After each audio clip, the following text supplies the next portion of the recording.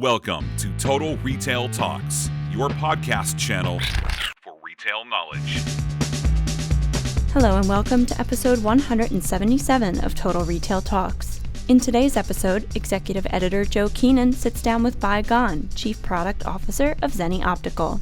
Listen in as they discuss the factors behind the brand's growth, supply chain optimization, and the growth of the online eyewear category. Recorded live at this year's Shop.org conference in Las Vegas. And now, on to the show. Hi, I'm Joe Keenan of Total Retail. I'm here at the Shop.org conference in Las Vegas. I am joined today by Bai Gan, who is the Chief Product Officer of Zenni Optical. Bai speaking here at the show, and we just had a couple questions for him. So thanks for joining me, Bai. Sure, it's a pleasure. So I think a good place to start would be to have you tell our audience a little bit about Zenni Optical. So we are a online prescription glasses seller. We are currently the largest one of its kind in the U.S. We are selling 15,000 pairs of prescription glasses a day. That is 5 million pairs of glasses a year. Considering 90 million pairs of glasses were sold in the U.S. last year, and about 10% of them were sold online, we are roughly 50% of the online volume.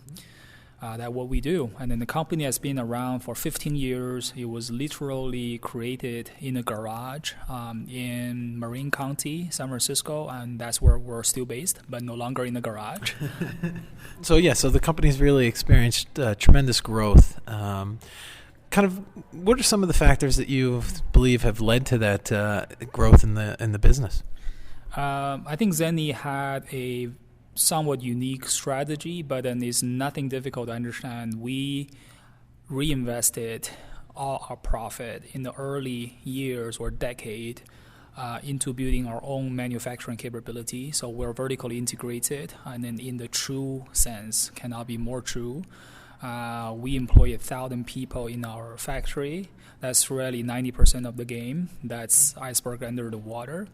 Our scale in manufacturing is on par with some of the largest player in the optical lab industry. We're talking about VSPs, Kaisers, and Costco.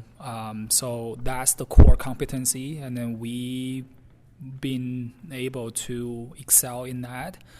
Then we build all different components of the company successfully. Now we're reaching more and more people. So I'm going to get back to the kind of vertical integration of the brand in a minute, but I want to hit on, you mentioned about 10% of prescription eye glasses are sold online. It's a growing category, though. So with more competition entering that market, what do you believe differentiates Zenni Optical from some of your competitors?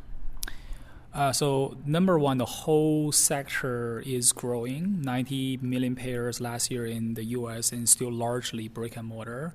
So if you see the trends in the next few years, brick and mortar is growing at 2% per year, 2 to 5%, on average. And the online is growing at 30%, 20-30% on average. So it is very foreseeable in the next few years, online is going to be 30% of the entire industry. What's really unique is the online business model not only replace a lot of the brick and mortar volume, is actually creating new demand. For example, our customer do buy that first pair from their insurance, right? But then they are buying the second, third, fourth, fifth, and sixth pair from Zenni. On average, people own 1.2 pairs of glasses, but our customers, Zenni customers, own 5-6 pairs on average. So we're not replacing that demand, we're creating new demand. If we were to operate this market, it's going to be a 300 to 400 million pairs per year volume instead of 90 million pairs. So that really gives rise to our strategy. We are building this kind of what we call democratization of the prescription eyewear. That means you can actually own glasses for every occasion. You can buy not only that essential pair, but also you can buy that blue blocker that we're selling 2,000 pairs, that one lens, 2,000 pairs a day. You can buy the prescription sunglasses, which usually cost $500-$600 to buy, and it is all out of pocket. after you have paid for the first pair by insurance, you can buy every pair, every color of the shape you like. So that's the kind of space we operate in. That also characterizes our business strategy. And owning the manufacturing part of that business helps you control cost, I would imagine. Yes, not only cost, but also quality. Prescription eyewear is an FDA-regulated medical device. It is not an off-the-shelf product. It is very different from what Amazon does or a company like Amazon does. It's a distribution play. We are a custom-made product company. That means every pair of glasses, no matter how affordable they are, our price starts at $695 for a finished pair of glasses. That's with frames and prescription lenses. So you mentioned the growth in online eyewear business and the growth that we're seeing there.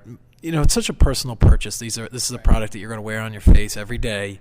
What do you attribute that to? I mean, usually people want to go into the store, try it on, see how it looks. They're not getting that opportunity online. So, why do you think you've seen this shift in consumer behavior? It's just the technology is getting so much better that we're able to kind of simulate how it's going to look. And, I'm interested in your thoughts on that. It's actually a very good question. That's also one of the ongoing challenges we face, and then actually the biggest opportunities there are in growing this industry. I do want to bring up a few points related to this question. First off, 12 years ago, probably more than 12 years ago, when I first met the founders of the company, they were at a party. They were both scientists, so most of the attendees of the parties were scientists as well. One of the founders actually was telling people what he was doing, what he and his partner started. Most people just walked away with disbelief. Yeah. 12 years later, the same group of people, which, is kind of interesting to me to see, absolutely the same group of people were crediting all the success the founders achieved to the business model. So in hindsight, everything is kind of easy to see. And also, you don't have to convince 100% of the people to be successful. You just probably need to start with 1, 2, 3, 4, 5% of the people. And then the value is so incredible, people will buy in. Secondly, the kind of bridge we're trying to build is between this experience that you have a face-to-face experience with optician, optometrist, to that of a complete virtual experience. Obviously, you saw our website. We have the virtual try-on where you can upload your picture, you can enter your pupillary distance, and you're going to see how the frames sit on your face and how well they look on your face. And we're working with some of the, the best talents in, computer imaging to make the next version of it, where you can do a 3D, you can just pan your face, back and forth. You can see from every angle how the glasses sit on your face. And also down the road, remember this is a medical device, we also can use technology to take virtual measurement. That is your pupillary distance, not only single PD, but also dual pupillary distance, because most of the people are not completely symmetric. Mm-hmm. And also some of the other more technical things, like the pentascopic tilt and the wrap, that are all contributing to accurate production of glasses. In summary, it is science how glasses can be made very accurately. And then people are also starting to get used to buying things online. 12 years ago, the reason people walked away from that conversation from the founder was their imagination was limited by buying T-shirt or buying microwave online, but definitely not buying a customized product. Yeah. So that's going to just change and improve over time.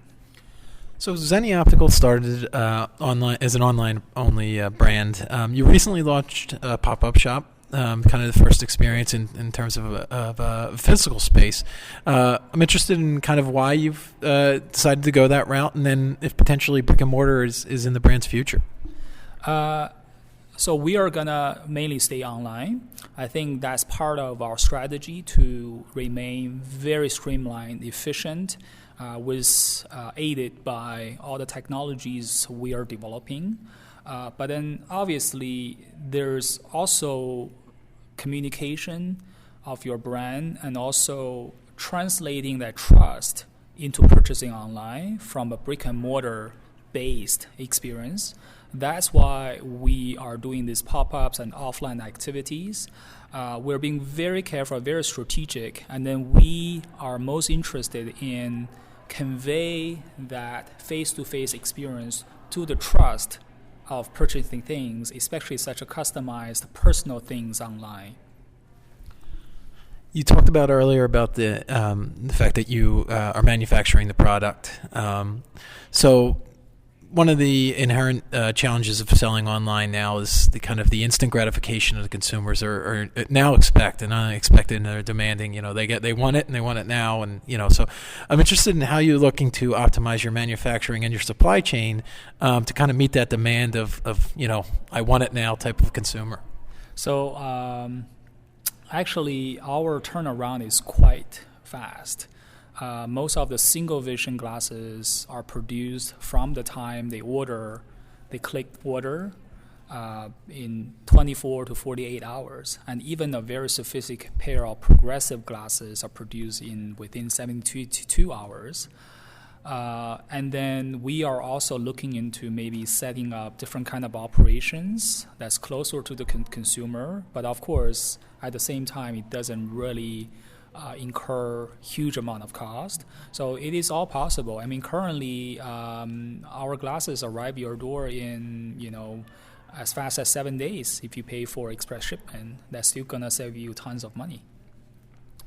And then my final question, Bai, is, what investments is the company looking to make? And I'm specifically interested in technology here in terms of, trying to sustain the growth that you've had. Is it, something that's customer facing and or maybe even stuff that you're doing on the back end to as we just kind of alluded to, kind of the supply chain? Sure. So there are a few fronts. One is what we just talked about, these virtual technology, virtual measurement, virtual try-on. So that's going to simulate your experience in the store, except for we offer 2,500 varieties. It's much more choices than in a brick-and-mortar store.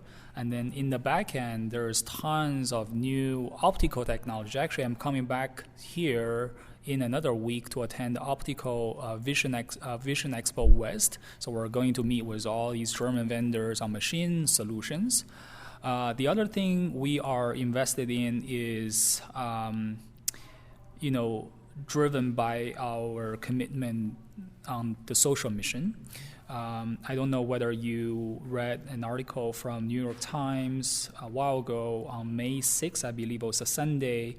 New York Times magazine was on the front page characterizing the lack of access to prescription eyewear to be a global health crisis. And then that's overlooked by a lot of established large foundations, and they actually name names, you can read it. It estimated the number of people who do not have access to prescription eyewear, mainly due to cost, to be as large as 2 billion people. So this is really something we try to solve. Being a for-profit company with a strong social entrepreneurship mission, we are actually more efficient than charity. Thinking that we can actually produce a accurate pair of glasses for $695 without losing money is actually quite difficult to do. Think about anything else you can purchase that is custom made for $7. Yeah. So we are actually working with a variety of partners, including the top optometry schools. We're working with UC Berkeley to see whether we can contribute more in this area. This is not just business growth, but also in solving this global issue. Great. Well, I want to take this opportunity to thank Bai Gan, who is the Chief Product Officer at Zenni Optical, for joining me today at shop.org. It's a pleasure. Thank you so much.